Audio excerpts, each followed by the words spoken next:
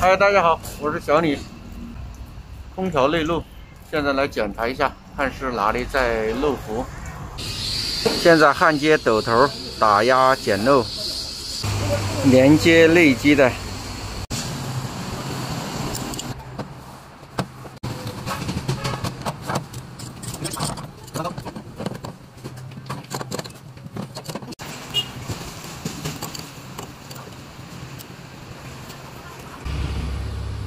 斗头压力表已经连接到位，现在开始打氮气保压，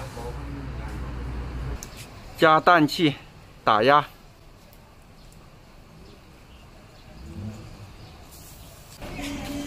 内机打了 1.6 兆帕，外机也差不多打了 1.6 兆帕，氮气压力不足，先这样打着，看一下能不能找到漏点。打压后发现是内机在漏，现在来拆机。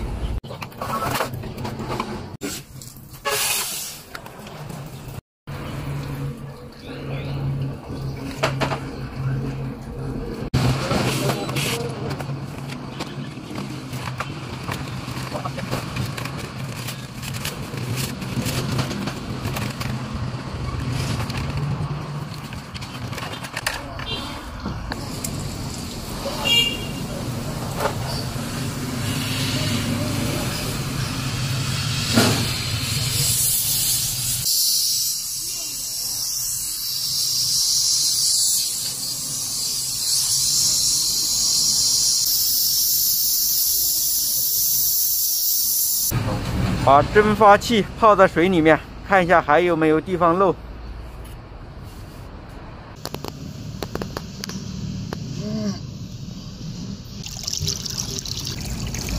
还有地方在漏，看到没有？里面在冒气泡。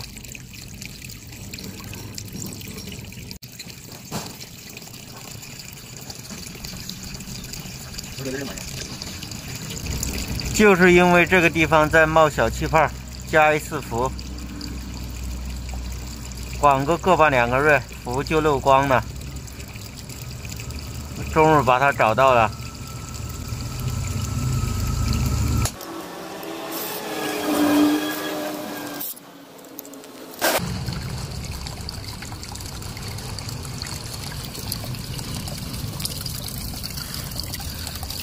就是这个接头，焊点这个位置。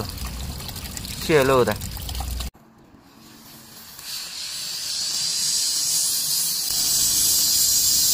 今天的视频就分享到这里。